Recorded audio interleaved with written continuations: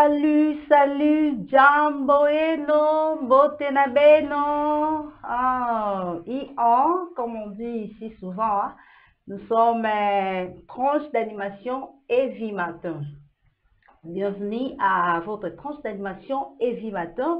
Bande Kobalandi, Binot Boulanda Biso chaque fois, bon message chaque fois que l'on a biso na tranche d'animation na bino et vie matin, de Sarabino que tous à chaque fois pour ko pesa bino vraiment esengo pour ko longola ba stress non boye prendre bino et puis pour ko apprendre bino hein parce que na et vie matin tu apprendras vraiment ebele et puis to lo bango susu eza tranche d'animation oyo total rango ensemble total rango na bana na ba papa na ba maman parce que mutunyo soit se retrouver ka bana ba zo part na bango ba papa ba maman pe donc toza na vraiment na tongwa lelo les ka boyebi to ya ka pesa bino esengo to ya ka ko se pesa bino vraiment na kati ya tranche d'animation na bino bolingaka mingi bolandaka ngo trop na chaîne na bino Evi télévision vraiment na souhaité bino vraiment bienvenue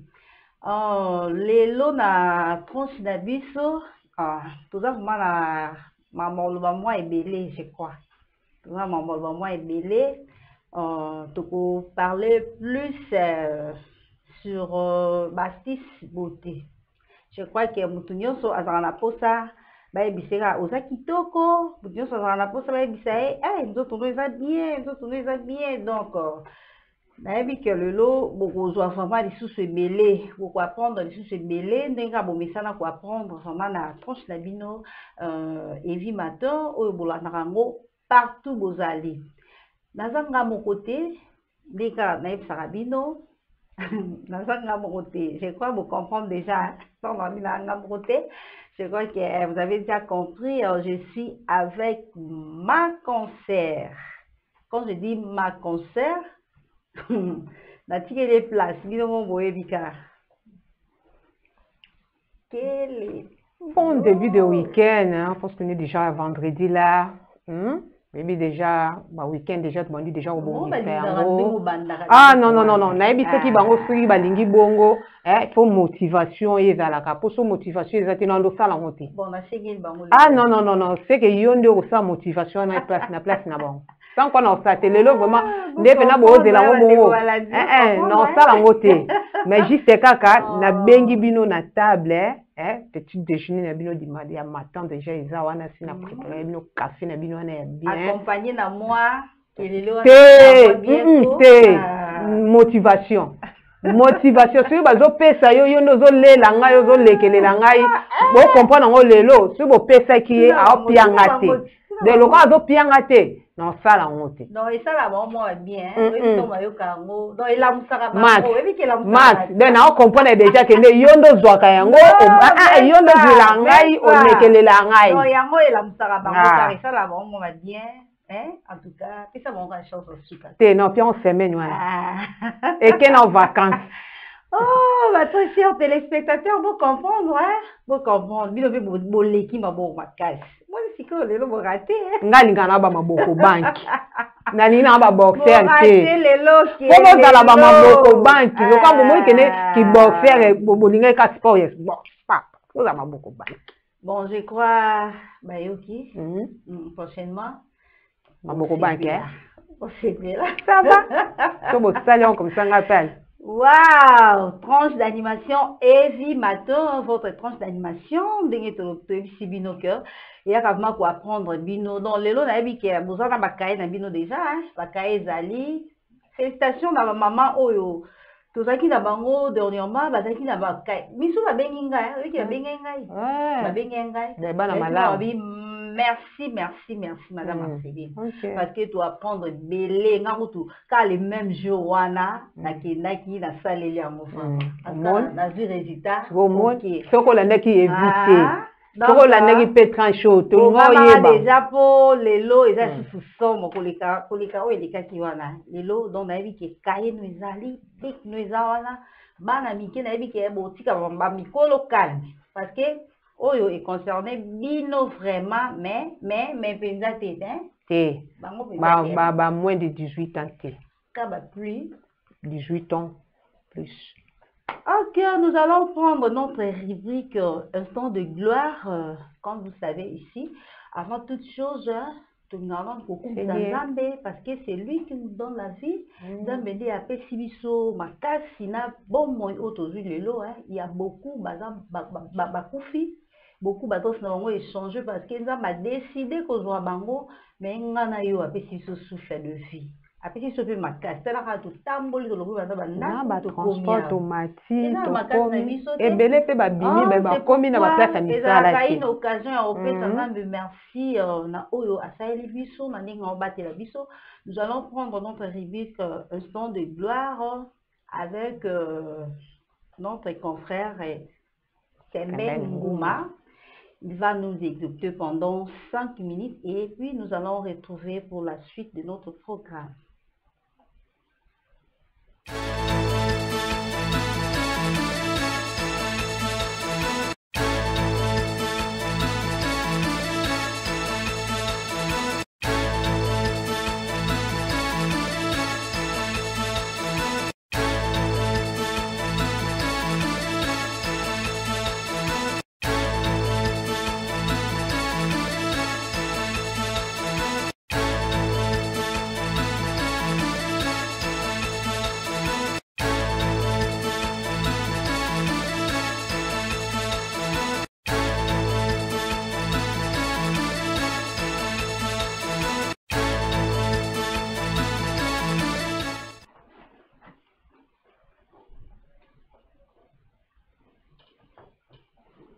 Et voilà, nous allons prendre notre rubrique Instant de gloire avec notre confrère Semben Ngouma qui va nous exécuter. Nous allons écouter ce que le Seigneur nous a prévu aujourd'hui.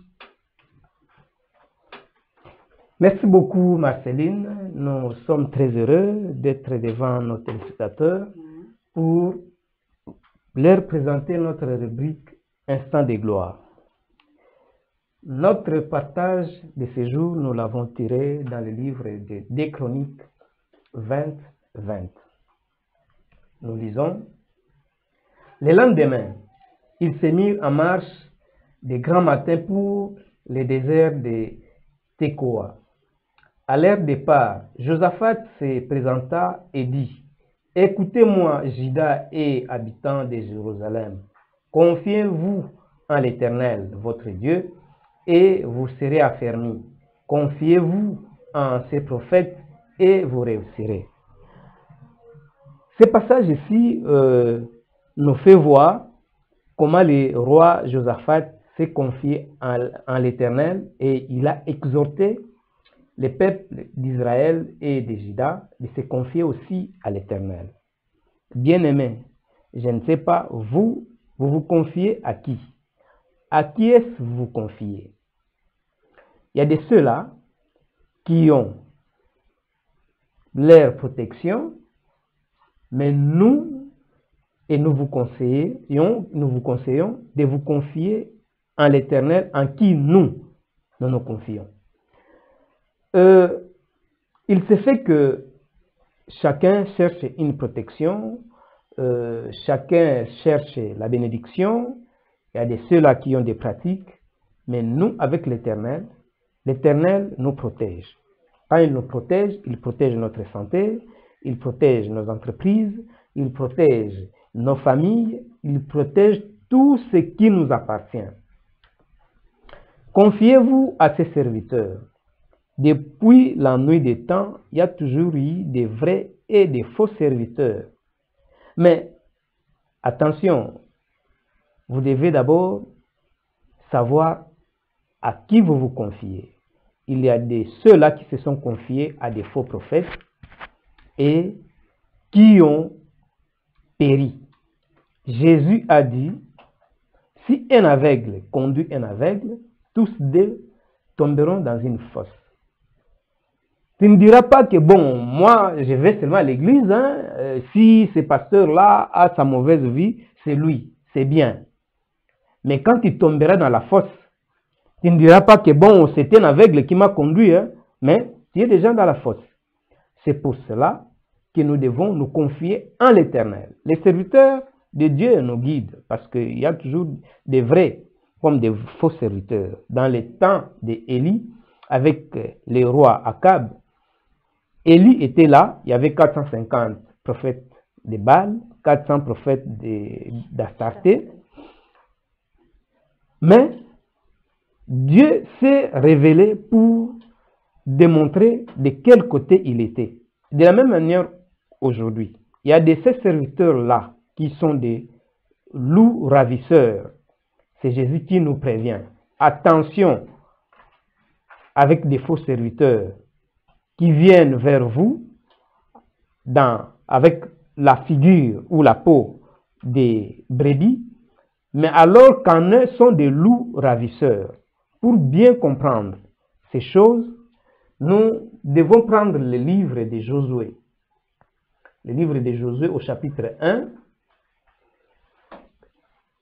Dieu demande à Josué, Dieu dit à Josué ce qu'il doit faire pour réussir. Dans l'introduction de ces versets, après la mort de Moïse, serviteur de l'Éternel, l'Éternel dit à Josué, fils de Nun, serviteur de Moïse, Moïse, mon serviteur, est mort. Maintenant, lève-toi, passe ces journées, toi et tous les peuples, pour entrer dans les pays que je donne aux enfants d'Israël. Nous allons vite au verset 8. Il dit que ce livre de la loi ne s'éloigne point de ta bouche. Médite-les jour et nuit pour agir fidèlement selon tout ce qui y est écrit. Car c'est alors que tu réussiras. C'est alors que tu auras du succès dans toutes tes entreprises. C'est alors que tu réussiras. C'est-à-dire que l'Éternel ici nous demande de connaître les livres de la loi, de connaître la loi. Ce n'est pas seulement de la connaître, cette loi-là, mais de la mettre en pratique. C'est la mise en pratique qui est le plus important. Souvenez-vous, avec Jésus-Christ, c'est quand il a croisé l'homme riche, qui lui a demandé comment faire pour entrer dans le royaume des cieux. Il avait toute la loi, il connaissait tous les 10 commandements et tout et tout. Et Jésus lui dit, c'est bien, tu as bien fait de connaître. Maintenant, vends tout ce que tu as, distribue-le aux pauvres, et tu entreras dans le royaume des cieux. Vous savez, tout ce que vous avez comme connaissance, tous vos titres là, c'est bien. Lisez la parole de Dieu, mettez-les en pratique. Ce qui est dommage, c'est que des intellectuels étudient bien la science, mais lisent difficilement la parole de Dieu. Ils n'ont pas la connaissance. Un faux serviteur qui les induit en erreur, les intellectuels sont incapables de les découvrir que celui-ci est un faux. C'est la parole de Dieu qui distingue les uns aux autres. C'est de là que nous discernons qui sont vrais et faux. Parce que Jésus a dit, vous les reconnaîtrez par leurs œuvres. Confiez-vous en l'Éternel. C'est l'Éternel notre absolu. Jésus-Christ est descendu ici sur cette terre, mourir à la croix comme une vulgaire personne pour que vous et moi ayons la vie. Il dit, le berger donne sa vie afin que les brebis aient la vie sauve. Vous et moi avons la vie sauve par Jésus-Christ. Marceline, voilà un peu ce que nous avons préparé pour les enfants de Dieu ce matin. Vraiment, merci, confrère, pour cette très belle exhortation. Je crois que a vraiment conforté par ce message. La Bible nous recommande de nous confier à Dieu et à ses serviteurs. Quel que soit le problème, quel que soit quoi que ce soit, nous devons d'abord avoir confiance à Dieu et à ses serviteurs, pas n'importe quel serviteur. Justement, pas n'importe quel serviteur, il faut que ce serviteur-là soit attesté. Serviteur de Dieu. Il doit être attesté Oui. par ses œuvres. Figurez-vous, Madame Marceline, quelqu'un qui va à l'église et à qui l'on dit pour des petites raison ou je ne sais comment, répudie ta femme. Alors que Dieu dit, Jésus dit, tu ne répudieras pas ta femme. Même dans le cas de l'infidélité, il y a la possibilité de pardonner. La Bible ne permet pas. Ne permet pas. Mais le pasteur lui-même sort avec les femmes d'autrui, les sœurs de l'église. Là, c'est un faux serviteur. Justement, c'est là où j'ai dit qu'il y a des serviteurs de Dieu qui sont attestés par leurs œuvres, et d'autres qui sont exposés et prouvés clairement qu'ils sont des faux serviteurs. Quand vous voyez cette personne, ne dites pas, bon, moi je suis à l'église, hein, Dieu regarde le cœur. Sachez que vous avez un conducteur aveugle. Vous tomberez avec lui dans la fosse. Cette fosse-là, ça sera l'enfer. L'enfer, là où on brûlera. Vous tous qui irez en enfer, vous brûlerez dans les feux, dans la géhenne.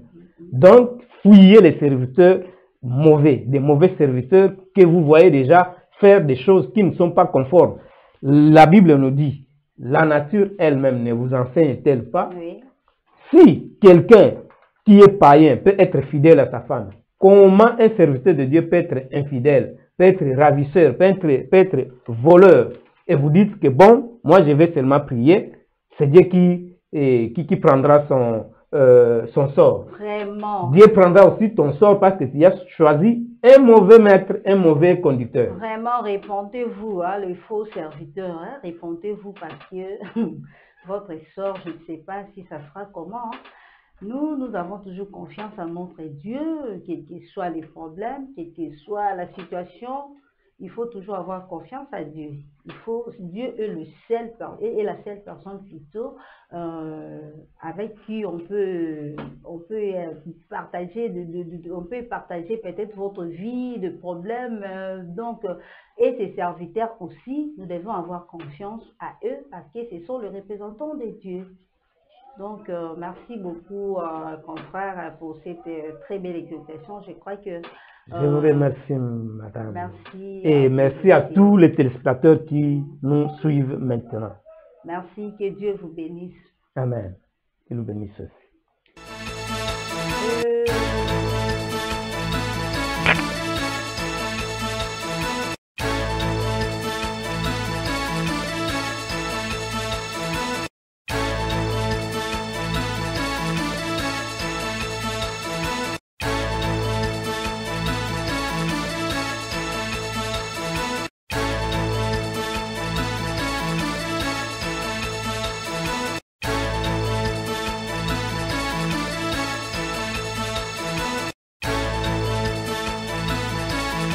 na bana na ngai na bona nga makambo omwe makambo yo lobia bolanda ye moko c'est juste des conseils to pesa ba bon conseil to pesa batu na bana na nga na famille na italinga na tangi na nga komba batu te bon aza bana na ye bino ba très chers téléspectateurs bozwaka ba conseil au bon noter boko malokwa ba mando na sunga bino tango te ba maquillage na yo pendant la journée o tamboli ngaba matina obimi boyo yoke bela moyo toka tanga toki oteka papier mouchoir boyo alo mami donc ozo pakisaka ba couche na bilongi vraiment ta bino moko et puis ba produit yango pe eza ba produit cosmétique yango mususu ezaka déjà expirant yango pe déjà moi je crois ba bimi sont ba deux soldats yo be do bikele oui yo so ba ko toni tango te kango soki 2000 francs yo wana OK ça que loko mo ya $5 mais que comme na 2000 francs yo yebi te tika na ke loko zwa au fur et à mesure on pa ko la rango au moins na fait du moins elongi ko mo sala loko ba blo mo boye to ke ko ba dermatologue au ko kapete pardon, ayons l'habitude ya ko démaquiller elongi chaque fois après maquillage avant au lalo matana mbeto la soko teki ba maquillage na yo otamboli osillonné partout tango ozonga na ndako na pourquoi avant yo olala s'il vous plaît salaka eloko wana de maquillage elongi kolala kana maquillage te oui Quand on a maquillage, au démaquillé, sourcil là, au tir cils, au longoli, rouge, nini, tout ça. Donc, et longuezon qui vraiment dengue, et ça qui avant ça maquillage. Marceline. Au lali. Oui, pourquoi tu as faut pas souffler la longue? Oui, c'est mutalali. Nakata pongi mutala na ba position belé. Au cause au lali bozolo tandoto ba Hollanda yo, au kozo ganga, et longi siko pe zo forme ya ko ganga. Elongi ya ko crier côté so mo l'autre ta bo bunda mutabunda na ko sekati abunda na kande ozo kanga ka elongi siko nyoso wana e bandi ko landa ba matation ezo landa forme ya nyoso mo ake lobi longi komi yo lokola oyo ba otuno age na yo boye batali ne longi na yo kitoko nde ko makazo ze maquillage oza sans maquillage donc age ne longi e kokana te donc tous en habitude ya ko démaquiller chaque fois ceux qui te tuent ba maquillage na biso ne longi bino mani kaka ba fort des teints ozo mani kaka ba 4 couches ba 5 couches mani kaka soko lingo la foko longola ngo na ba lait de maquillage ezali naturel ezali ba cosmétique pe ezali soki pa za nango te ata mai na savon nango te ata mai na savon omoni mayonnaise ka oyo mayonnaise ezali lait de maquillage ayebiso atango na lipa te mayonnaise kaka alobi wana mami aloba natango na lipa te nalela ngo ata nini tina ke sukolela ngo elongi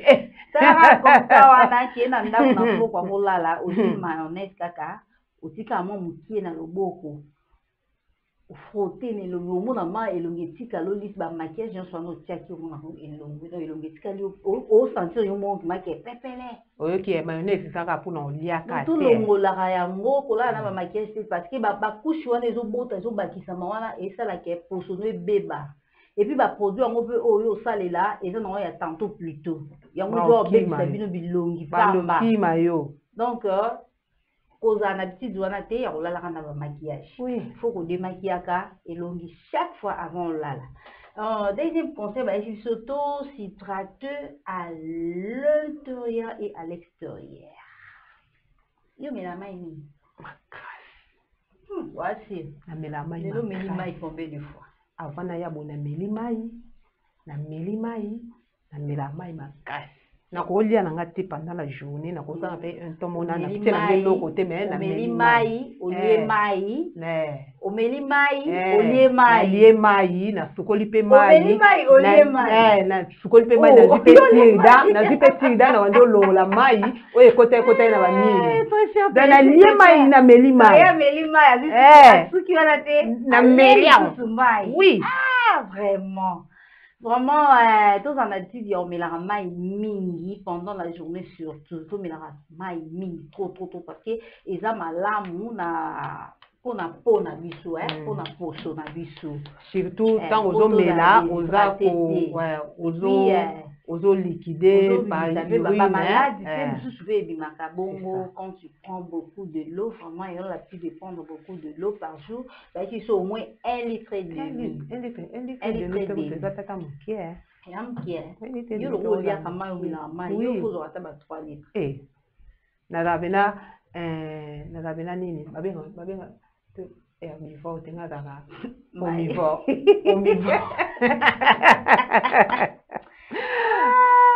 vraiment faut la maille trop 1 litre et demi par jour.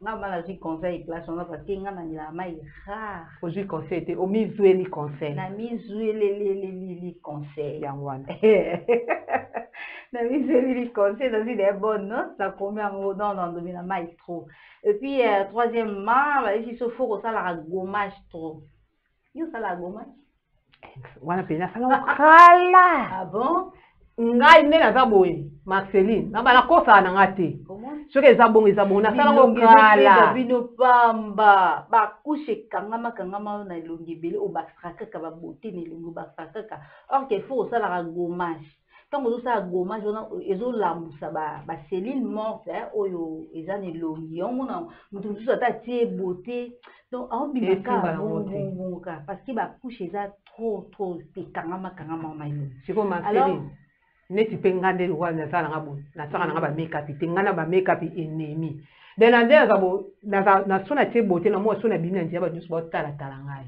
na koka na ngai te wana vraiment na koka na ngango te na tikala po koka ngote na range wana na za même poudre otaka ne yanga ko make-up na ngai yango wana siko neti nga siko netiza na ngabilo kwa na te neti siko gommage on fait là on sala kango eza très bien moni gommage ezali na ba produit naturel même ba semu na joto la mila fufu wana ozi moi semu wana mukie otie na moi yango nende gommage yango nende gommage anafala na ngango te na ba selo na ba tomate ke elongi ekoma do lis elongi vraiment ekoma pepele pe oso ko mo kilo mo ekoma pepele yango wana donc faut tout ça là en gros ce qui aux a ba produit naturel wana naturel tout est sangaka te parce que ça partout ba produit cosmétique wana mususu pe et ya remember so ba problème pour wa kutu faut ko se méfier na po na yote oso sala lango lokolo yebi na yote allez eko bimisa oso ba do ni longi yo beba yo c'est mieux da ko conseiller bino bo sala mingi ba produit naturel bon na tindi bino vraiment tenga na pesi na conseil ba produit naturel c'est mieux par rapport à ba cosmétique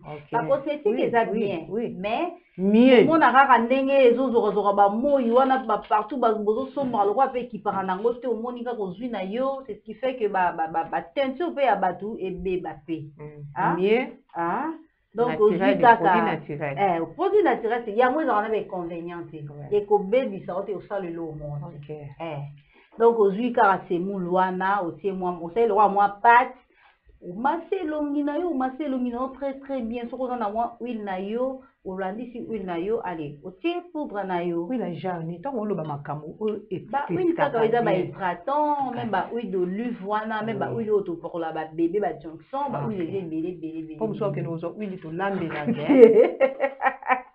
kozwa wana te pardon wana te donc otie huile na yo wana epuis omonake elongi ezala bien et puis kosalaka mingi ba masque oyo eza hydratant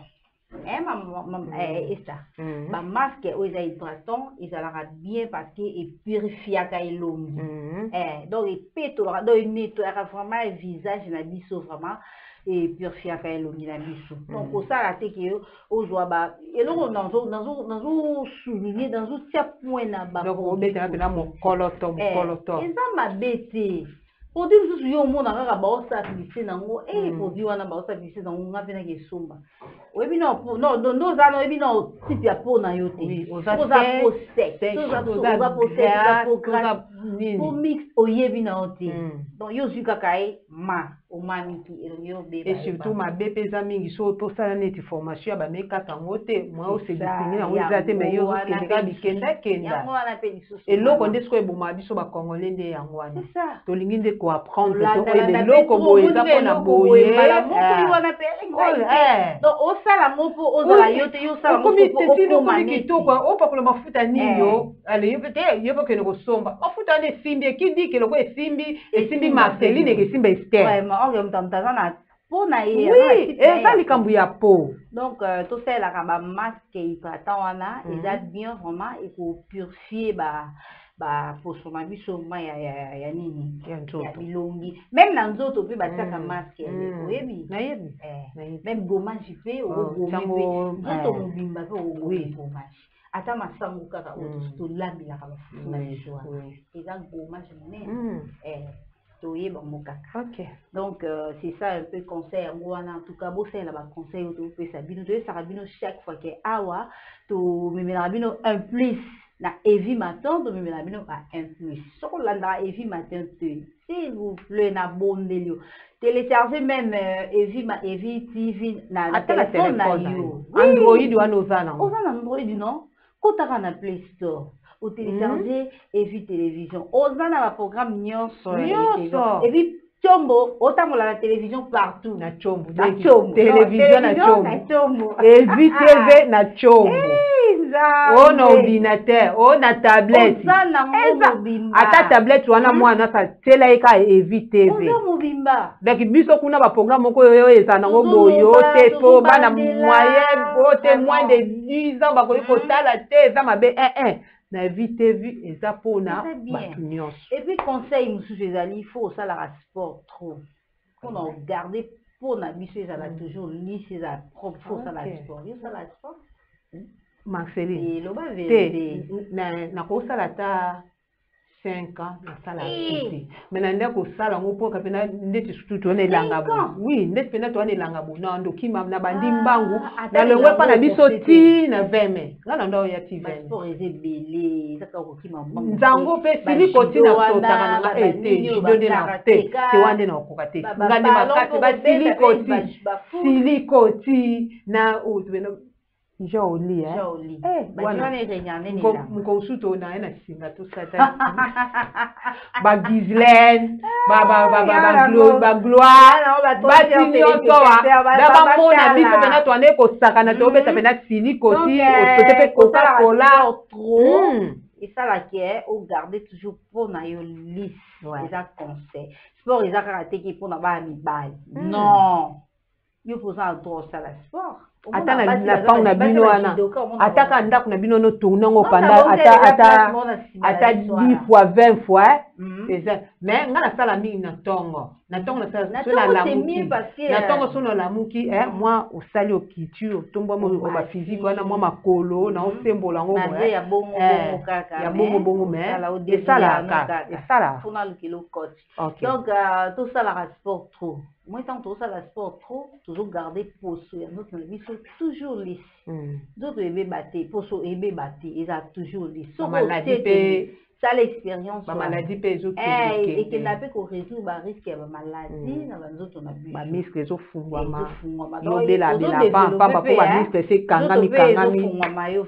cas, sport est vraiment important dans nous autres. Faut tout ça la moto ata banal ata lelo kaka dengo yoki boye zorata ata sur la mouki ata 20 minutes au moins on peut-être mais même ata 10 minutes kaka au celle ka moins exercice mon boye et ça la que non et yo za na 30 ans poki makamba utina ko na bino o kokate pema jina yo tala na boye Maman, vraiment, besoin de noter, je crois, besoin de noter. Mouta qui s'arrête que, oh, na yo ka quitté, na eba quitté, parce que nous avons répété plusieurs fois. Besoin de noter, je crois. Tout le canal bino, très cher téléspectateurs. Triste. Et puis, triste. Triste, là, ça va, ça va, triste. Et puis, il faut avoir le temps, il y a qu'on la trop. Il faut avoir le temps, il y a qu'on la trop. Yo la.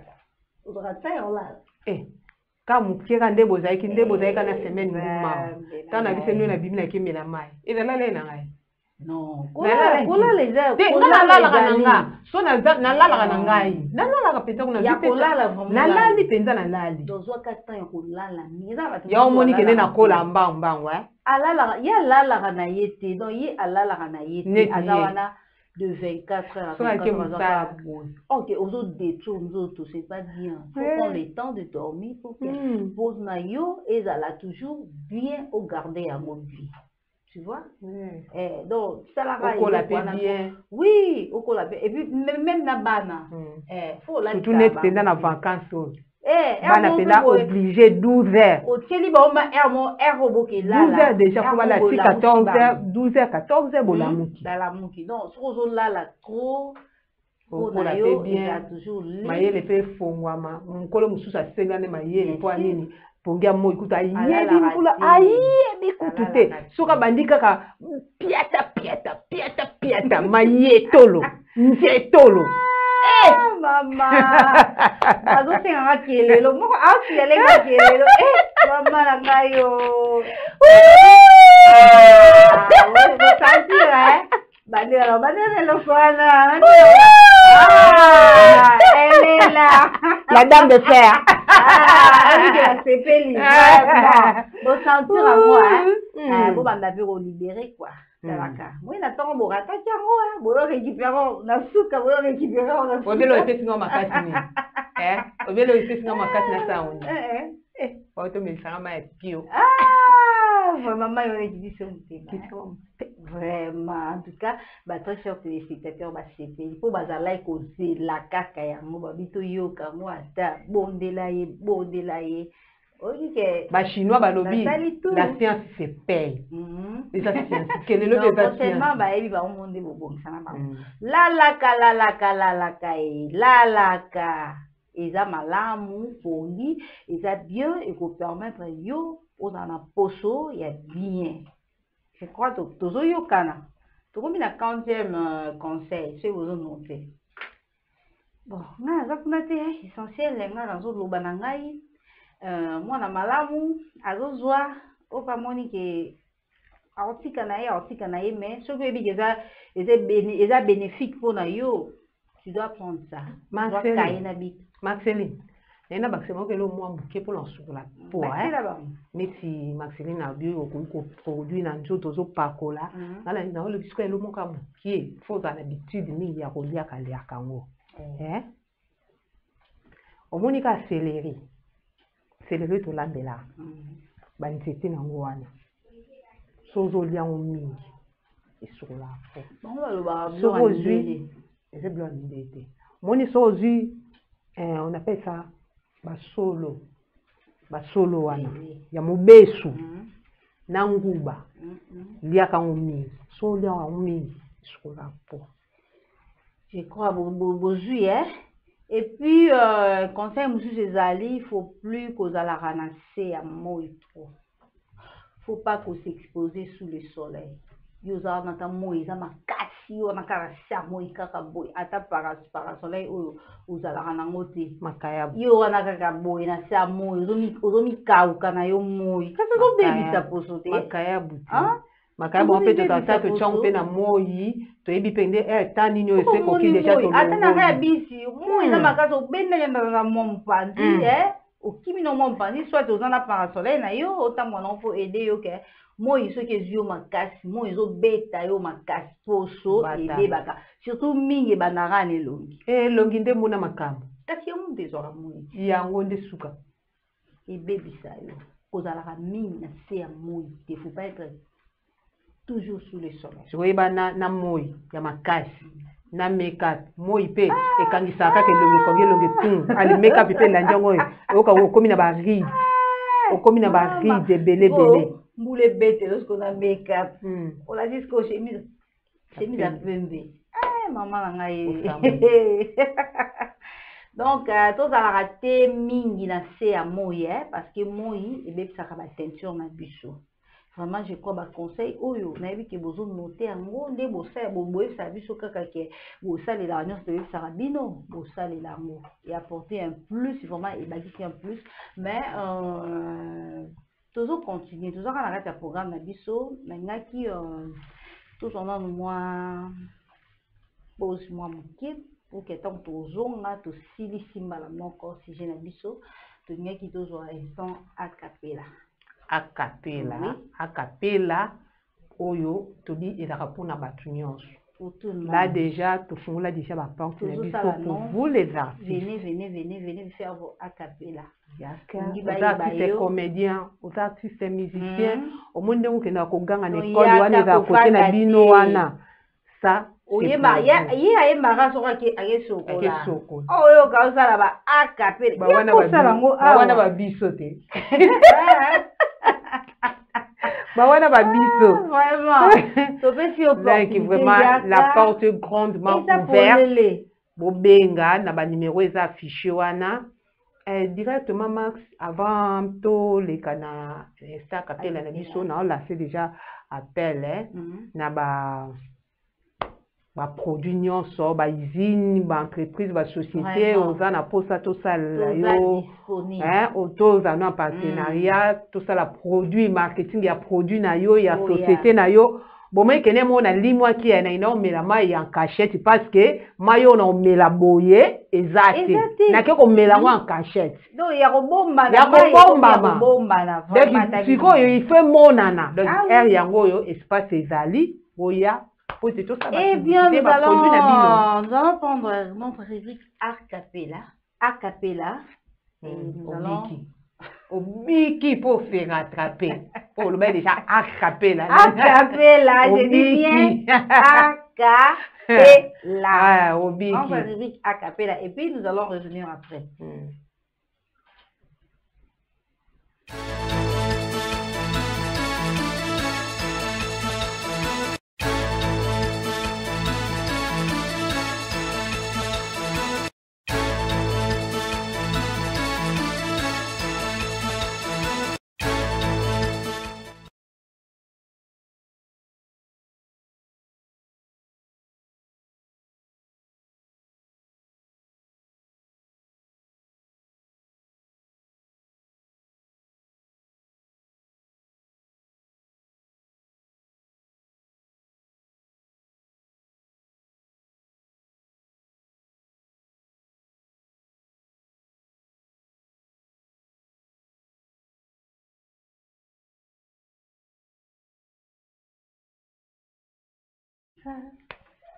Bita sama ba.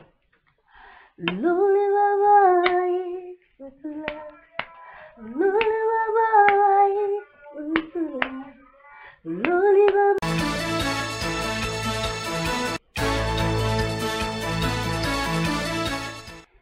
Merci pour la technique. C'était là notre exhortation avec notre confrère Semben. Moi, je crois que message est pour conforter bien dans banda pour ce que vous allez vraiment et pour faire ça sous ma casse et pour ça bien vraiment que bon linga sous te comme il fait ça et pas ya ba faux serviteur wana ba talokuta wana ami bamba mi tia ba titre ami bamba or que vraiment, je crois, nous allons passer à notre rubrique Instant Bambino. N'est-ce pas, maman? N'est-ce pas, Esther? Max. Instant Bambino, oui, bien Instant sûr. Bambino. Négazana le quoi ayoki déjà Instant Bambino à Chebo. Si tout le bango awa bana ba papa maman ba se retrouver non. Lui là il a la kaka moment ngoka. Au moins c'est à Monica des attendez avec qui. Soka Monica ka eleki ndeti lobby to zalaki awa. Elle est assise là ta. Lobby to zalaki awa na joyo zalaki te. Ah Mama ya Plamedi a soufflé ngabi ndenge za boy. Plamedi a bimi albi otala susu evi matete. Oh, abi tata wana uchi wapi? Tata na uchi wapi? Atele ba westa bambino te. Ah. Deki tito yo kozonga. Non. Jolo be sere makambwati. Plamedi a silika. Papa Joe, lequel biso ba problème. Ah, luka ki problème. Vraiment veuillez nous excuser. Mais arrête-moi, tu rattrapes qui en gros quand même. Vraiment, je crois, les enfants, Bozaka Wana, il y a Glodier déjà là. Il a préparé aujourd'hui une très il est là pour vous. Hein? Il y a Glodier. Il est là. Il y a Glodier. Il y a Plamédio. Ya Glody, c'est parti avec Instant Bambino. Ils sont déjà là. Bah, c'est la Plamédia a vu les lots hier au moitié.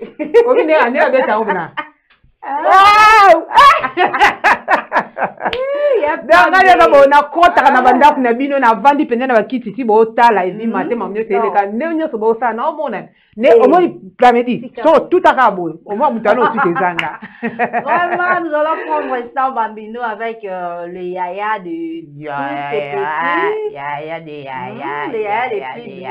les plus de tous ces petits. Nous allons revenir après.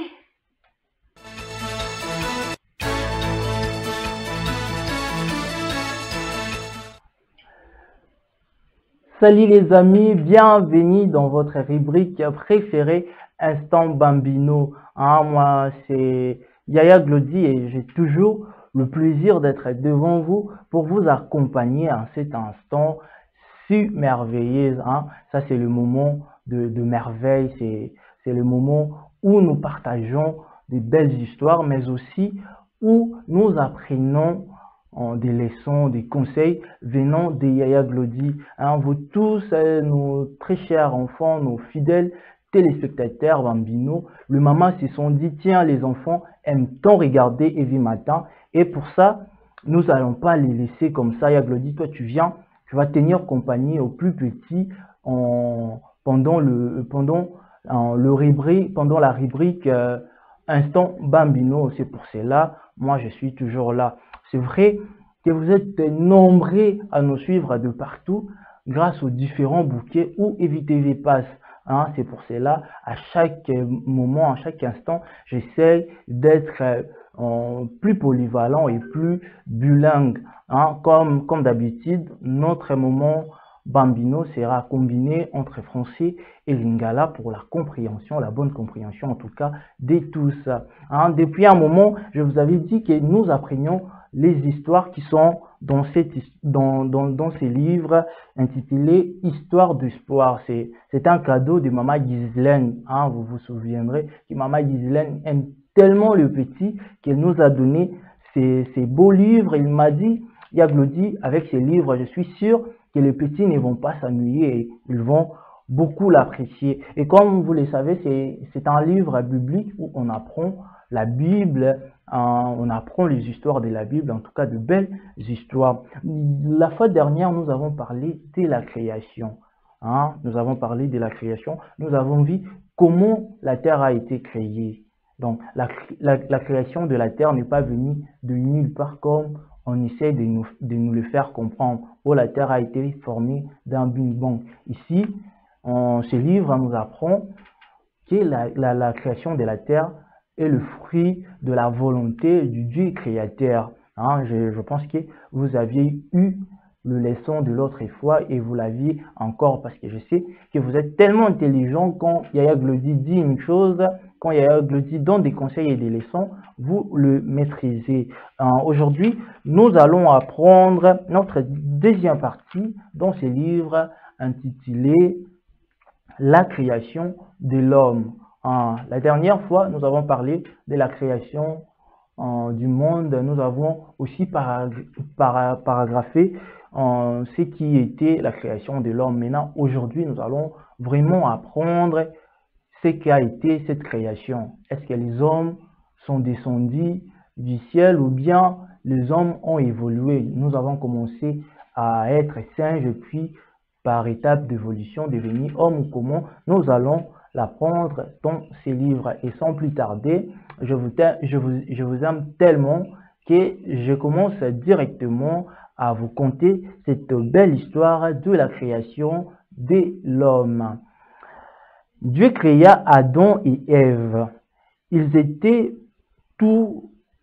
Dieu créa Adam et Ève, ils étaient les tout premiers hommes. Dieu a créé les hommes à son image. Cela signifie que nous sommes comme lui sous certains aspects. Dieu a démontré son amour pour nous en nous donnant la nourriture des animaux et a aimé un monde magnifique et apprécié. Il veut nous connaître, nous sommes très spéciaux pour lui.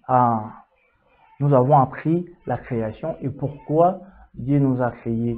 Déjà, il faut savoir que Adam et Ève sont les tout premiers hommes que Dieu a créés. La création a commencé par Adam, qui était le tout premier à être créé. Dieu l'a formé de la terre.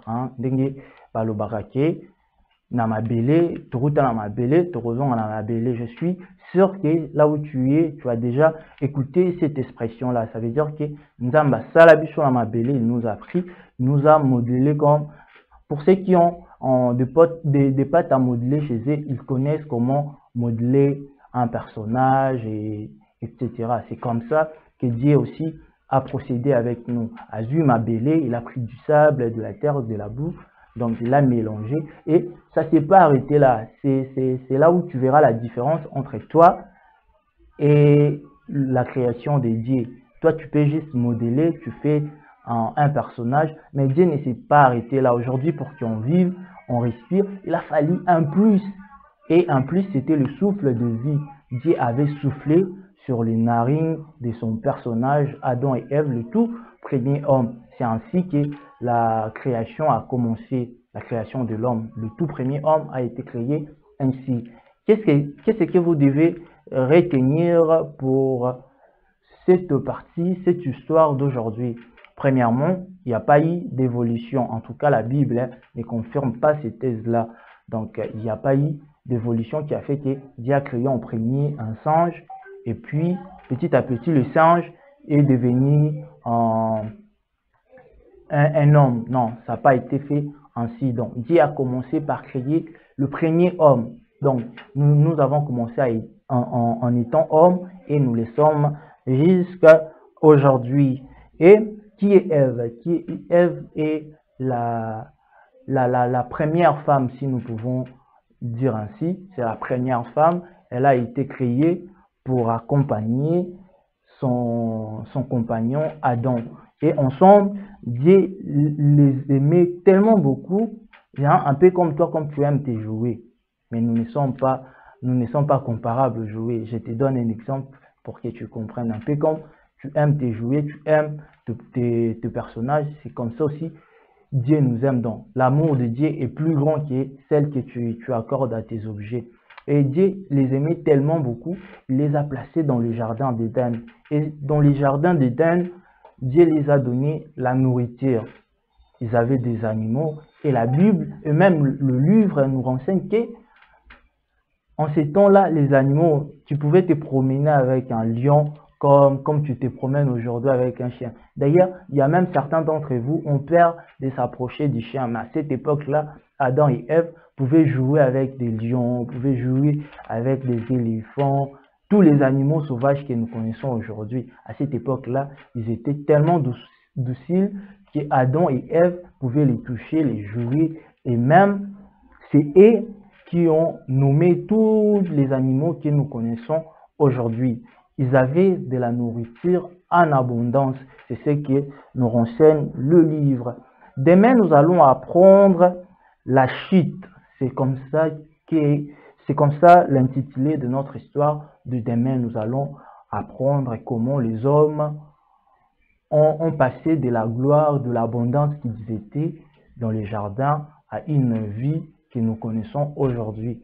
C'est une très belle histoire que je vous invite à ne pas manquer. Et n'oubliez pas que toutes ces belles histoires passent en exclusivité sur Heavy Matin. Déjà, quand l'heure de Heavy Matin commence, il faut demander à papa. Papa, mets-moi Heavy Matin, demander à maman, demander à Yaya. Et si tu as la télécommande entre tes mains, n'oublie pas, tu mets Heavy TV, tu déposes la télécommande et tu attends tranquillement et avec intelligence l'instant bambino pour ne pas manquer l'histoire de demain qui sera la chute.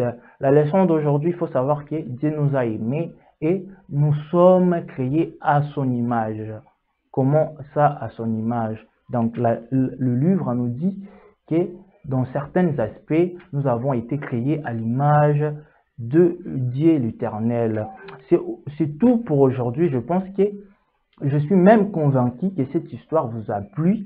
De partout où vous nous avez suivis, restez connectés, restez branchés sur Heavy Matin. Ne zappez surtout pas parce que même le moment quand ils vont reprendre l'antenne, vont continuer à vous enseigner, à vous apprendre avec de belles histoires. Tu peux rester à côté de maman et continuer à regarder la tranche Heavy Matin. Quant à moi, Yaya Glody, je vous dis à demain et surtout pendant ces temps, restez sage, poli et obéissant comme un bon enfant dédié.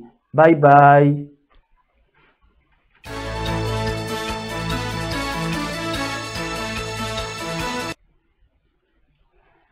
Et voilà, nous sommes de retour dans notre plateau. Je crois les enfants. C'est peli, hein, maman Esther. Bini, Maman a plamedi. Ou ça tanga te ya mona ta plamedi en côté. Oui, histoire aux gens là-bas la sous bazarama be cause tia l'église na bango. Alors ba profiter kaka. Vraiment. Donc ça histoire ya création du monde bon ba yeba na maman moté. Na l'église on be cause mais ça te pour la ça bango mais grâce à Heavy Matin, oui, elle est sungi ya Glody. Yagle. On est en robot, so to tuneki digital. To tuneka anga yeba nete. Anga yeba nete. Wa pena na kosi na binote. Ghislaine Bondo. Ah pena na evi to benga ki to tuna ye. Yebisa biso création. Oh penda bozi de lopa ya Glody. Anga ayebi na yango te. Wende za na kota ne kodimite. Alanda. Na yebi na to landa. Ya kota ke kodimite. Ya banda okende célébration. Ya banda okende célébration. Loko ta na célébration maman ezalaki. Vraiment histoire ya création du monde maman Esther. Nakanisi aujourd'hui quand même hein. Ah vraiment na zoate. Aujourd'hui hein. Na zoate.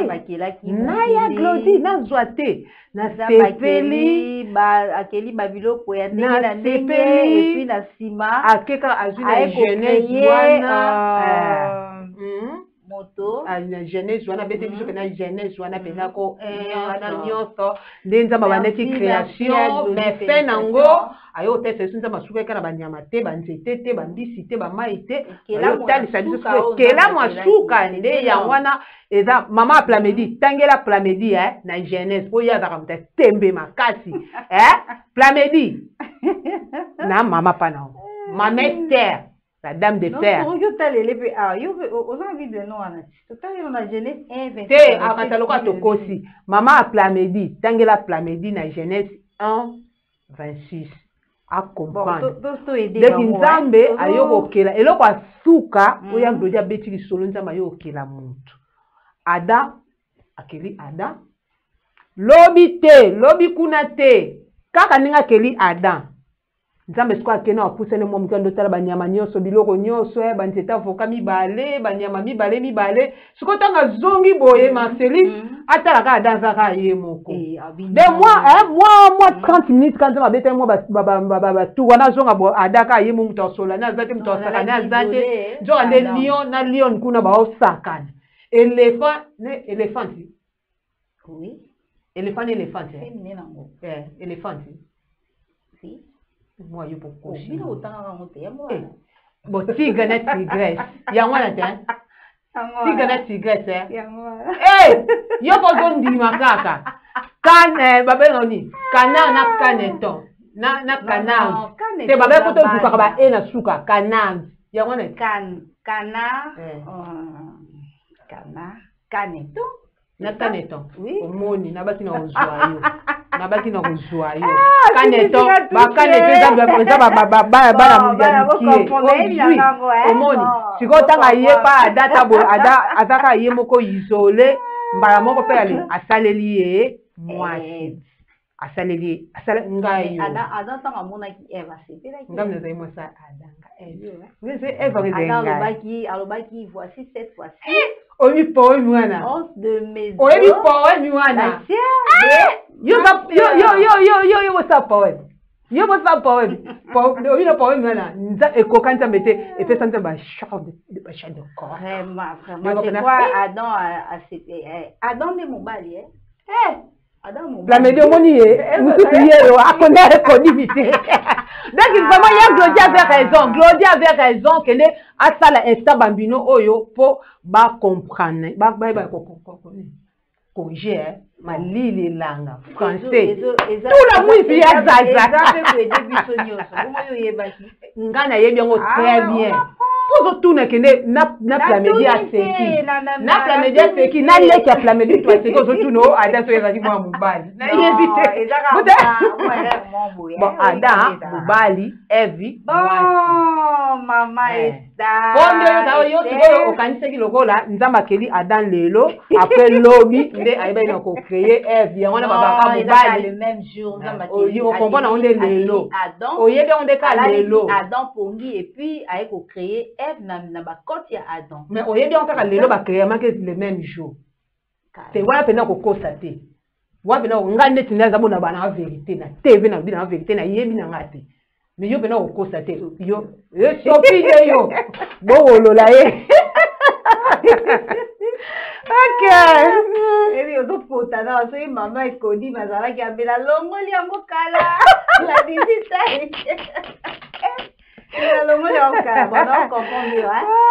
bon, tout ce moment là, si c'est un biso, oui. Non, à notre chèvre. C'est ça, non? Baba, il revient à notre mouton, à notre même. Bon, revenons à nos mêmes. Revenons à nos mêmes. Car on est un service, très chers téléspectateurs, aujourd'hui, en t'annonçant que nous allons parler de l'artiste beauté. Je crois que sur Alinara à la belle. On a pensé à Babi. À la beau, à la belle, à la caca. Banigi va découvrir. On peut Alinara et Bissaï, aux Kitoko. Moi, si tu mobile, aux Kitoko. Sikoyo. Obingai. Mani Azana, na koka ni swini. Soka neti na latine na bima to anu ndako moko soki batobenga woni olingi tuna pe mingi qu'est-ce que babi mona tuna mingi yo na ndaye ba makam loba ide na olingo loba non yo ka basuwe wana yo kapena obimi kitoko olati kitoko ba appréciation wana nga lingana pour la salle na on peut batumiki faut quoi apprécier mutu donc moni tema pe loko olinga obima kitoko donc il faut qu'on dit artiste oyo yango pour lelo toza juste to pe ça juste lelo ba conseil qui conseil oui qui conseil et pas ba très chers téléspectateurs na biso triste ba téléspectatrice ba triste na batteur te po ba batteur bango ba kipana bango makambo onte ba triste indépendant ne moto la beauté ça concerne non yo somona mobali asali 5 minutes na miroir yo ndongo tala na saki no soto tala ko miroir ezangi te mais soto ke na saki ya Glody miroir eza te penye eza po aza mokitani ya Constant Mutamba oui yango fa bongisa yango descendant Mutamba soko ke na saki ya Ghislaine kitata ezangi te ni les invités mais soko ke na moni moi saki ya moke wana o ala memi miroir eza te oui donc yango na lobi po na batrice ok donc il concernait mingi batrice batteur te bon batrice bolanda biso place boza je crois boza mo babik déjà na mo bakaye na bino ndeka na ebisaka bino bozwango déjà botia pembeni parce que les choses sérieuses commencent bana mayele banotaka et puis basalela yango banotaka basalela yango bakomaka basalela yango parce que ba français balobi les paroles s'en vont les écrits restent oto oloba boye ke nango po bungisi yango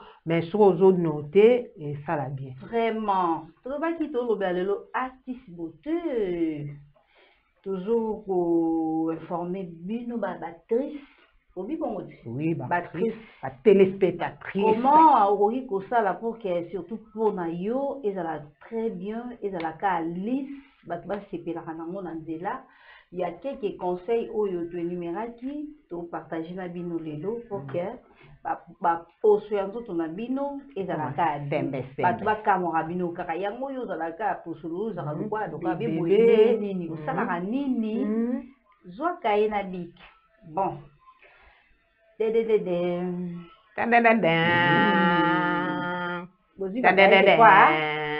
quoi ozwi kaye ozwi bik bon tozobanda no na numéro 1 yango nde bongo 1 moja mosi yango moko vraiment tozobanda no na numéro 1 bayesi biso pour que ogarde poso na yo ezala toujours malamu même elongi na yo même po bamisusu bakomasa bamakiasi na bamaboko oyebi tina bamitende tina baparti nyonso nzoto bango semakie il faut ozala na habitude ya kodemaquiller avant olala oui avant olala zwaka temps mama esa oyebi ke mikolo oyo ngai nakomoconfondre bato mosusu elongi moko boye namonaki so namoni nango lisusu naomona ngo lokwa ya ye te elongi échange ekomi lokwa ya bachinoise lokwa bacoréen lokwa bajaponais bongo bataka nyonso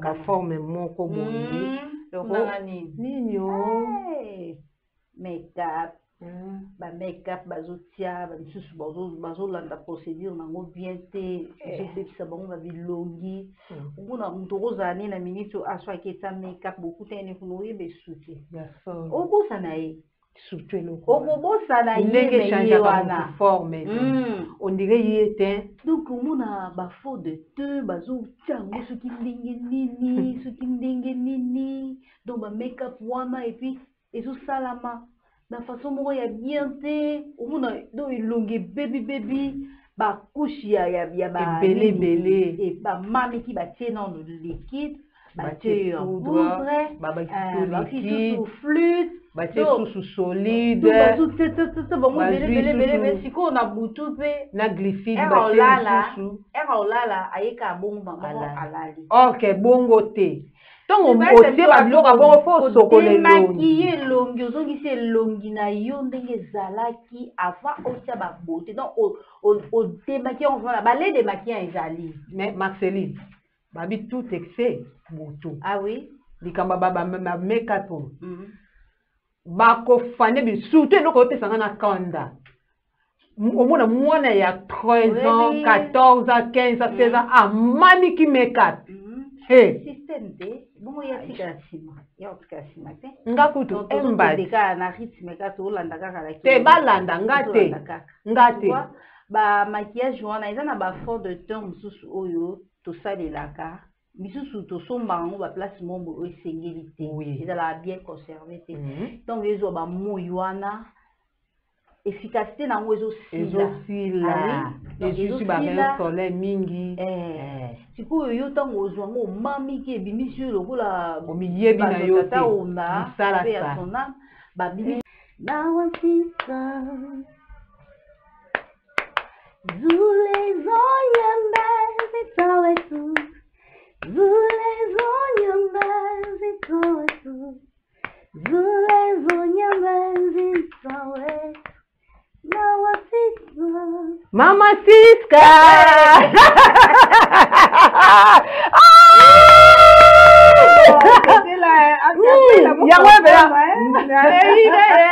Mama Siska.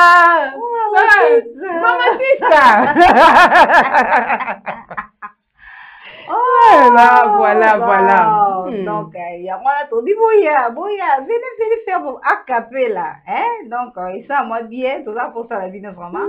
Venez, la porte est grandement ouverte, trop examinée. Avec Mama Siska. Non, Mama Siska. Et Mama Siska, Majono, we ngai baka kote na sona tena betaka Mama Siska. Yo. No, kozala nangati. Ya solo. Olongwe. Na longwe. Olongwe. Ndeke panani. Yote. Gizmo. Digital. Ala yambinga. Yo nanga. Orange. Orange. Ça va?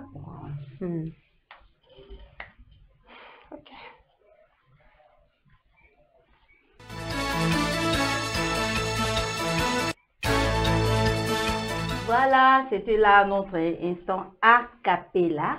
J'ai dit a cappella. A cappella. De la bande a cappella. Ok. Oyoka kina yo me olingambe. C'est pour na yoka lokwa moi nini moko dimaki tumbo dimaki wana. Yo na orange. Bon okoma nene. Olongwe vraiment olongwe yo nangati. Kozanga nga kufa, kozanga nga kobela, kozanga. Vraiment, ça c'est la viande, ça vous comprendre, hein? On est là pour vous guetter, t'as la caratozana, hein? T'as la rabo, bah stress, voilà, là, et que on s'équipe là comme ça. Na ba koko na bino ba landa ki ona ki bota na butu wana, bota nyango mbala moko. Ako mbango butu. Tozala pour na bino ndeka tolobango, tozongi suka na sujet na biso, ndenge tolobaki, ba conseil kaka tozo ko pesa bino. Faut ko lala ka trop, faut prendre le temps ya ko sala sport trop parce que eza bien pour na poso na biso ya nzoto. Pour que notre peau est à la caca lisse. Oui. Pour ça, la sport mingi, pour la trop, pour la maille trop, parce que maille il y a qu'à hydrater, hein, hydrater kabiso na nzoto na biso. Au monde, si on met la maille trop, aux alaka déshydrater. So fait comme moi fièvre moukier, perfusion. Oh maille zangi. So fait comme moi fièvre moukier. On a des conseils vraiment. Ba maman, on peut sakabana maille mingi. Vous pouvez savoir na maille. Balamuki na tongo avant ba brosser, au PC moi kopo moi ta verre à maille. Attends, pour ça maille te pèse. Même yo moropé. Mais là rango. Papa pe avo bivo que no musala, mais là ka maille. Zuko pour maille no meli. Surtout na yebi tata moko ya ta li a silisi ya mela maille te. Ba yebi. Papa na pena na yebi. Yeta lié a silisi ya mela maille te. On dit que Amiyebi place ça couleur. Amiyebi ko, Amiyebi. Aseki tanisi mutuba. Abati c'est quoi c'est ça? Abati. Papa la série. Abati. Non, Amiyebi. Amiyebi. Aseki litu. Ah, papa. Omiyebi, c'est quoi le rôle Omiyebi? Changer. Changer, papa. Changer. Changer vraiment, mais la ramaille trop, oui, mais la ramaille trop, ça va t'aider, et pour vraiment, il va bien pour la santé, il va bien pour la santé, mais la ramaille trop. Olia te, mais la maille. Si koyo, tu n'as quitté la sabino car moi recette moi ya moké, mais nous ça la moi soin de visage, hein, soin de visage complété, mais moi soin de visage mon cas ya moké na nak, so za no na mbongo te na ba salon talaka et comment nango cher ba beauté d'esthétique et comment cher so déjà offre de visage à pamba et bandelo déjà ba 100 kaka soin de visage kaka ya pamba donc ba ça le fait tout soit complété mais le on peut changer na beauté o mbongo ebele na sana mbongo te siko to nyeka to la sa mo recette mon ka ya muki oyo mo na ndaku o kyo sala na semaine moko tu peux faire ça 3 à 4 fois par semaine. Donc, et vraiment. Ça va t'aider vraiment beaucoup. Et puis, et ça là qui est pour son et en auto, et ça va bien, là, et l'onginayo, et ça va toujours uniforme. Lisse. Bon, et ça bouille, hein. Je crois, je dois déjà cahier. Aujourd'hui, cahier, hein. C'est à moi déjà pembeni parce que c'est toujours coma. Ah ouais, et ça m'a mort coma. Tokoye kola moi asisi o ya muke kaka soin de visage donc kosokola kaka elongi na ba produit eza naturel hein toza na mélange ya cuillère ya café ya miel omoni cuillère ya café lutu oyo tomila ba si wana yango tobenga cuillère ya café ozwi 3 cuillères wana ya café wana ta cuillère soupe cuillère café ça ba cuillère automélisila ba bébé ba poto ya mukie wana automélisila ba bébé ba poto dozwi yango 3 cuillères wana ozwi moi bol mon boy bol yango feza propre parce que eloko otia il faut ça ozwi 3 cuillères wana otia yango na kati ozwi jus ya citron okozwa citron moko hein tu prends le jus de citron yango extraire yango na kati jus nango juste tu récupères seulement le jus otie na kati et puis ozwi huile d'olive hein huile d'olive ozwi huile d'olive on a kati on mélanger yango misatu wana et ça dit que le roi moi pâte et ça moi pâte mais avant on appliquer yango na longi o rincer na longi na yo o rincer na longi ozwi yango o appliquer yango na longi o bando sala ba mouvement ba massage facial donc ba massage wana et ça ba massage elongi to binga o massage facial ba mouvement ozo sala ba mouvement wana donc ozo kotisa mouvement bien ozo kota vraiment bien elongi tango sala bongo o vandi nango 10 à 15 minutes o vandi nango pendant 10 à 15 minutes dès que 10 à 15 minutes est coquille o rincer siko elongi na yo na mai ya moi au tiède donc moi moto makasi te moi baba au tiède wana kaka o rincer elongi na au tiède wana donc eza moto te eza pe malili te o rincer yango na au tiède soki oza na caractère oza na tide osala yango bongo na semaine moko même 3 ou 4 fois tu verras okozala na po moko Marceline, répétez ingrédients wana. Je répète encore. Bato bazokoma, yon to na bik na kai. Tu prends jus, tu prends le citron. Le citron moko. Ya moi mnene, citron o rose na jus o peut permettre yo o récupérer jus. Aujourd'hui 3 cuillerées à soupe à café. On dit qu'à café, ba carioca, on a ba café na biso, ko ba cuillère oyo otomesaka bana nini ba poto. Aujourd'hui en 3. Aussi na kati ya bol. Bol la propre, au version na kati ya bol. Aujourd'hui citron wana. Aujourd'hui jus wana, aussi na kati, tango zo fino préfiango. Préfiango jus, aussi na kati. Aujourd'hui ko huile d'olive. Ba huile d'olive ezeze belé. Huile d'olive est naturelle, bah t'es quand on a la boutique n'est tout le monde en gros.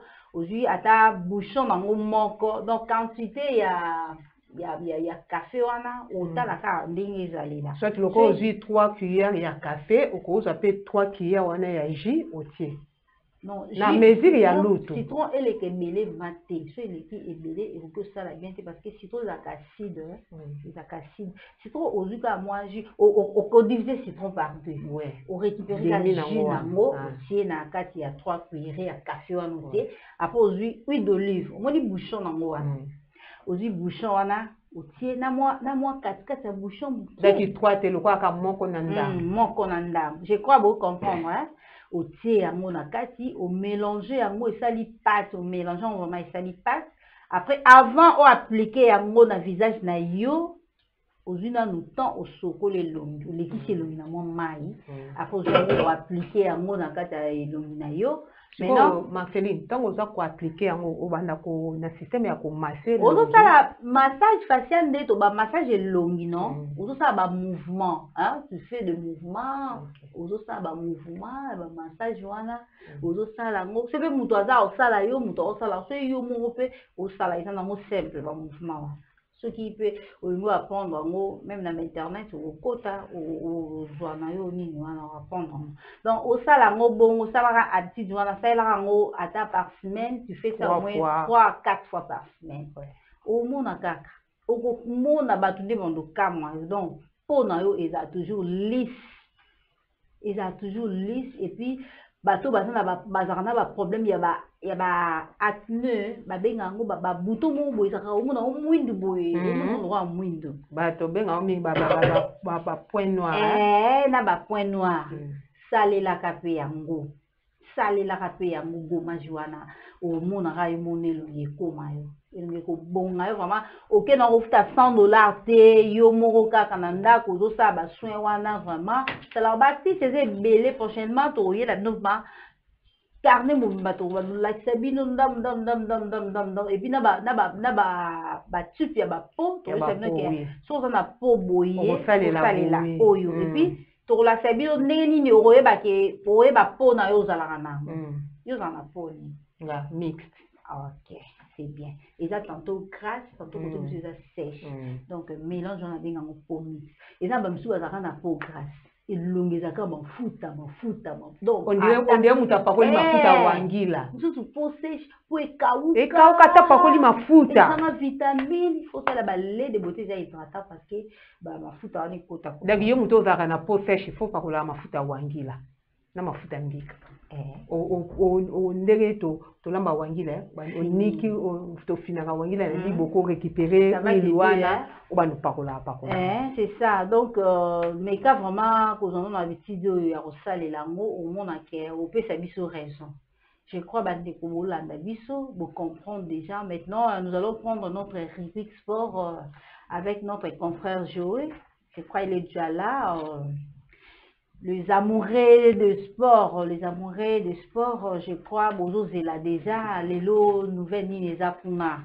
Vraiment, tout boza la décide, boza décide, de Sarabino, awa, tout se retrouve vaka. Nous allons prendre notre rubrique sport.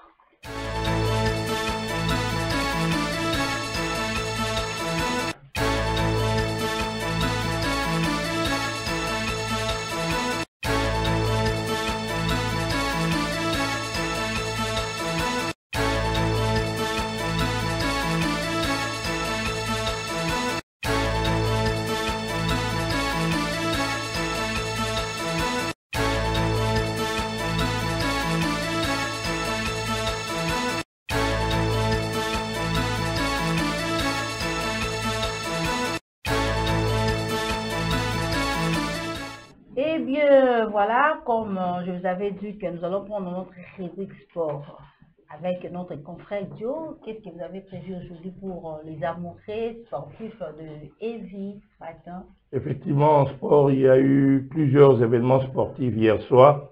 Nous allons commencer avec le football sport roi, le mondial de club, où il y a eu tout simplement un grand Real Madrid qui a été dépassé par les événements face au Paris Saint-Germain. 4-0, qui pouvait imaginer cela? Mais c'était la réalité, où il y a eu tout simplement le phénomène Dembélé qui a porté au-dessus par rapport à cette défense fébrile que nous avons constatée, avec plusieurs déchets du côté du Real Madrid et une attaque foudroyante du Paris Saint-Germain. Et au finish, 4-0, donc le Paris Saint-Germain rejoint Chelsea en finale de la Coupe du Monde de club qui se tiendra exactement le 13 juillet prochain.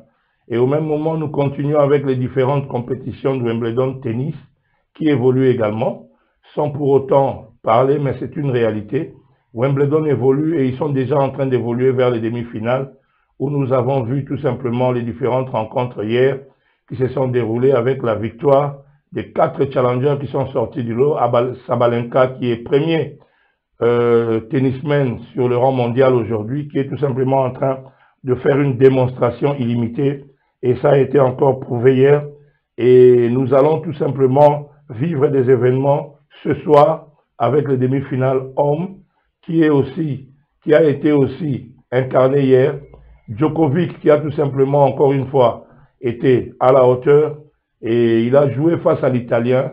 Nous avons vu hier à Wimbledon, c'était un match très serré, mais au finish, il y a toujours un gagnant et c'est ce qui est. Les finales de Wimbledon chez les hommes et les demi-finales chez les femmes, c'est ce que nous attendons aujourd'hui, ce soir. Voilà pourquoi nous disons encore une fois que Evie Matin est tout simplement en train de vous égayer. Et à travers le sport, nous avons le maximum. Euro féminin 2025. La France a été aussi vraiment à la hauteur hier face au Pays de Galles. 4-1. La France qui a terrassé les Pays de Galles hier. C'était impressionnant. Et la France se dirige déjà vers les quarts de finale en attendant le dernier match qui se joueront nécessairement entre l'Angleterre et les Pays-Bas. Mais la France devrait également jouer face aux Pays-Bas lors de la prochaine rencontre. Un simple nul le permet d'être hissé au sommet et aller en quart de finale.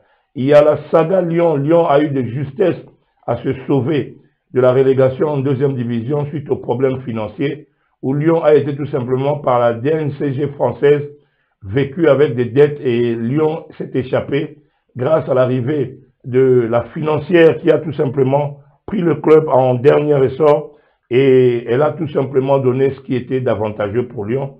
Et devant la commission financière du football français, ils ont pu démontrer la grandeur et ils ont réussi à être approuvés pour le maintien de Lyon en Ligue 1 et ils joueront également en Europa League. Mais de toute façon, ce n'est pas encore fini. Il y a encore une poursuite. La crise est encore un peu amoindrie parce que Lyon promet de pouvoir rectifier avec sa gestion pour être un enfant modèle dans la continuité des clubs français. Voilà un peu pour le sport ce matin.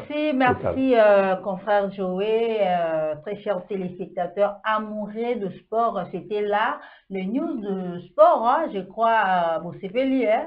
Je crois, la nouvelle, il y a moi, vraiment, vous allez toujours brancher, rester toujours branché dans la chaîne Nabino et Vie Télévision, parce que pour nous donner besoin d'informations, il y a sur vraiment, il y a vraiment pour ajouter en plus 4 Nabino. Merci à vous. Merci à nos téléspectateurs. À la prochaine occasion. Merci. Et nous allons...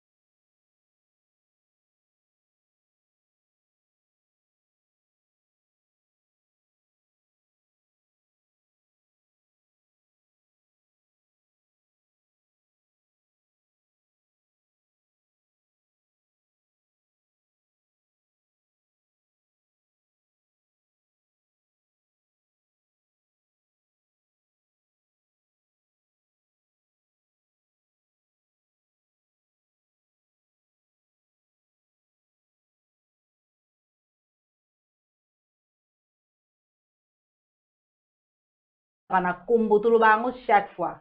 Décodeur a un nom sur Start Time. Start Time. Je crois ok. Pour les arabes chinois. Donc bon qu'il est vraiment là-bas point de vente place bazo tekango, bon qu'il est beau sur décodeur na bino Start Time. Ils ont un décodeur moko ya bien. Ils ont un programme moko ya bien. Ma c'est na ba ki bon. Ba point de vente nyonso.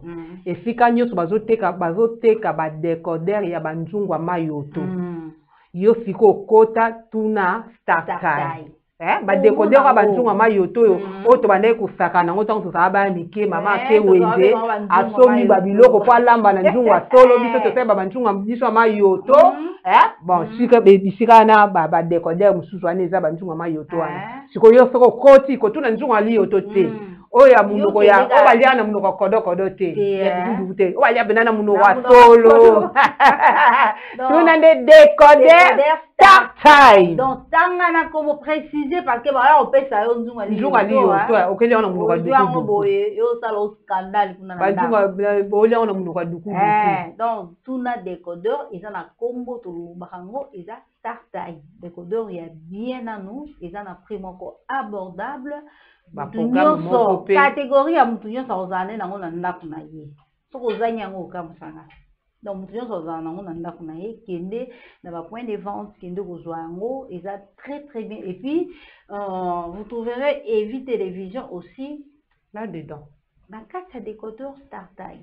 Donc pour landa ba programme na biso nyonso ya Evi Télévision ozala toujours na programme na biso zuka décodeur Start Time oyebi na tongo ndeko nanga tuninga na ebisenga bibosaka na o te toza atangelinga mwa décodeur nga bite momo bien te tosana ngo ezali wana nzunga bisite wana banzunga mayoto kwa banzunga mayoto est-ce nga pena ndina sabu na kotinda bilo mabe na kotinda bilo mama ni mama na osela bilo kitoko funa meme bilo bilo misi ya kitoko mukona oya na biso melama iboye melango mukona oya biso kende boye kende baza to pesa bango ba mayo romela siko na opesa to kopesa ndenge ino pende siko boyela biso ba mayo to opesa ndenge nini boya nango ba société wana très chers téléspectateurs na biso bazo zelango e ba mayo ko bitale belé deke zo ba na sute mai nino ba mbela alors ka mai wana sona meleke on dit mai libulu on dit mai nini siko loko za na mai ya propre ya bien yaka donc ndenge ka to ba décodeur pe ezana combo Start Time. Donc ba décodeur c'est belé mais décodeur za ka moko ezana combo Start Time moja ba point de vente bokeni bozwango na ba prix moko abordable o mtino so bozwango donc conseil vraiment yango wana omoni tour Marceline soki ba pesio invitation ya anniversaire ou bien ya mariage kusuma no ba cadeau belé te nini te sombela ka muto cadeau ya décodeur Start Time c'est la makasi oui makasi vraiment je crois décodeur et Zamoko Start Time. Et nous avons aussi issu notre page rose. Tu fais ton anniversaire on a Evi.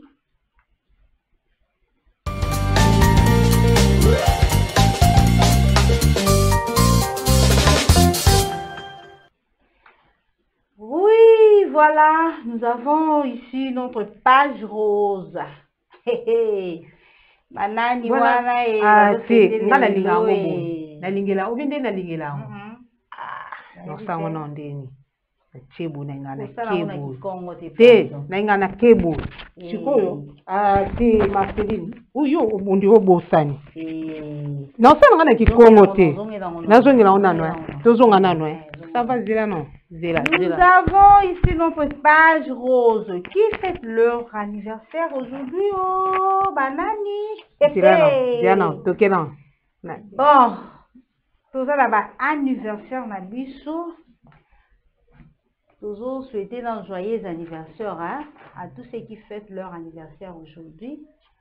Mande konyo so ba fêter na anniversaire na bango lelo, to souhaiter bino. Joyeux anniversaire à vous. Ici, chez nous avons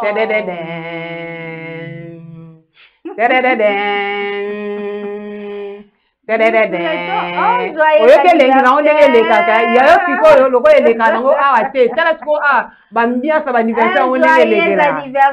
l'homme de Dieu. À l'homme de Dieu. Le maestro Jérémie Izanga. L'homme de Dieu. Papa Jérémie Izanga.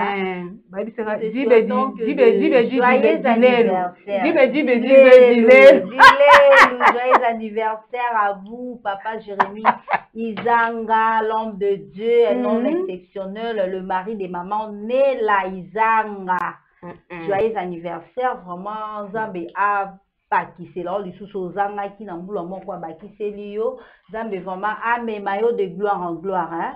À moment de gloire en gloire et le ministère na yo ekende vraiment ekende ndenge nzamba rolinga place nzamba rolinga suki c'est la yo amemela yo joyeux anniversaire à Jérémie Izanga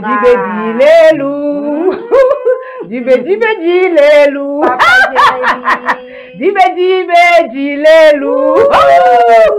joyeux anniversaire encore un joyeux anniversaire à notre frère Josué Ndelaputu. Il est là, Poutou. Ah, Boga. Il y a une photo celle-là on a anglais. Il y a une photo celle-là en anglais. Happy birthday to you. Happy birthday to you. Happy birthday to you. Happy birthday to you. Papa Josué Ndelaputu. Joyeux anniversaire à toi, papa. Que l'Éternel Dieu vraiment t'accorde sa grâce et sa faveur. Dans ma baxila webele. Ah baxila webele. Moula mon koala bakisi. Et même là yo bola, mou même si on lito il est dans l'eau bas. Il est beau. Ah, balobi. Papa Josué. Mou ba ya batu. Anniversaire à vous, hein? Que Dieu vraiment vous accorde encore une très longue vie. Et bon, on va dire papa Josué. Ma vie, il y a liaka, oui, a lingaka, oui, et ça a été un sirop à zanamo. Oui, pondu, na ba légumes. Tu le donnes un peu jour. Papa Josué, il a pondu mingi na ba légumes. Avant, un peu accompagné avec quoi tout nangaï? Avec quoi? Du riz. Oh, on fait un mouton. Comme le roi Pondu, bah, c'est une divi, c'est que ça mou yombe. Adi, où est-ce que vous me tuez? Moi, j'ai pris ça, boma. Je suis vraiment l'ignorami, Pondu, hein, dans l'osso, il y a ma tante, ce qui et puis, couleur naïe, sa couleur préférée.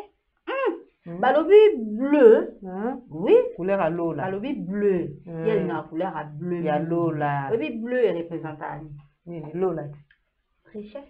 L'eau là. Au moins la tête au tel l'école, au moins on là. Papa, je suis à solo.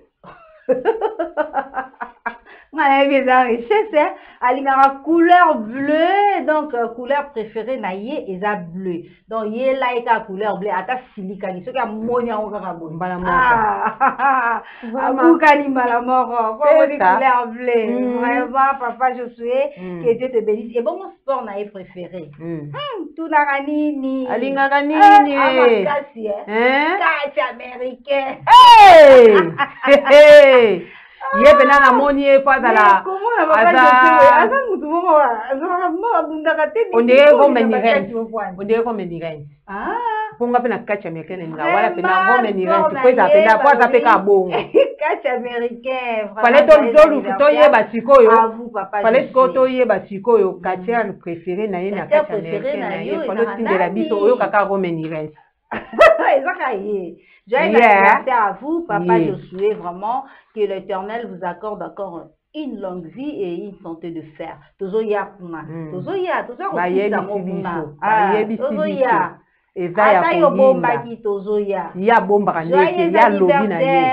anniversaire à vous.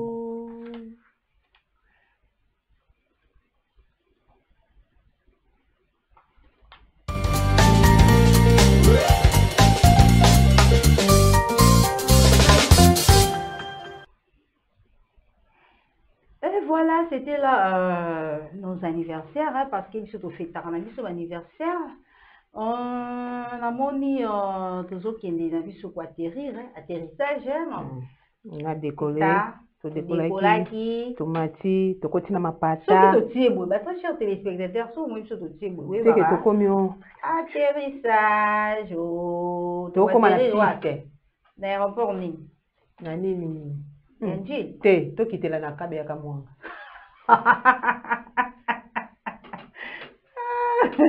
Ah, kitela na kikwit. Nga kuna na zona ba diama. Na kabe ya kamwanga. Na hizo na ba diama. Lo baka oyelia kwa masangu. Te masangu te kabe ya kamwanga ba diama. Vraiment. Oui, tu sais zambuka bana. Te. Ebi kabe ya kamwanga tu sais zambuka bana. Ah, weto. Te. Toto ka numéro 1. Nani? Ya mboka na biso. Tata moko. Yeme, ya papa moko. Mwana bena ya mwanga. Vraiment, ya solo, vraiment, ya tongo.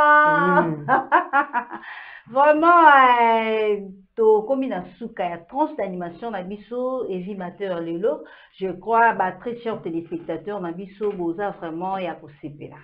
Je crois bozu ebele. Pour apprendre mingi ne de sarabino bakai wana bobungisa te bobungisa te et comme la moment on a contrôler bakai vraiment sarabino wana penza na bisi bino déjà bobomba ngo bien je crois bozui ebele et puis obozui awa bosali nango yo mtu oyo osalaka otiaka ba maquillage ebele ntango olalaka olinga kodemaquille elongi te oyoki mo conséquence ya soki ozodemaquille elongi te ndenge elongi ebeba yo.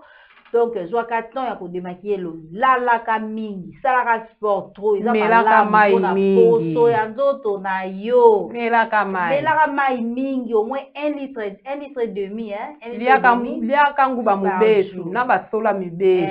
Bah, ils ont ba naturel, consommer en gros trop, ils ont bien pour na pour sanzoto na biso et puis et que quoi arrêter maladie et belé oyo et la biso surtout ko bosana te ba tige à céleri la tige à céleri mais musu so sanga ko lia ngote ezana ko bololo te na secret te ka bongo sukoli ka bandi oui consommer la tige à céleri trop mais puis sinon on a bon monde on ezala ba tige moko ya bien pour la santé.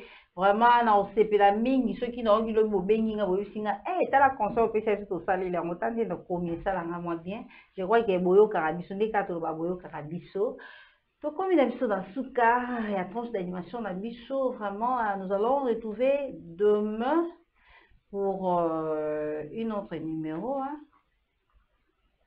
on va retrouver demain aujourd'hui bye bye.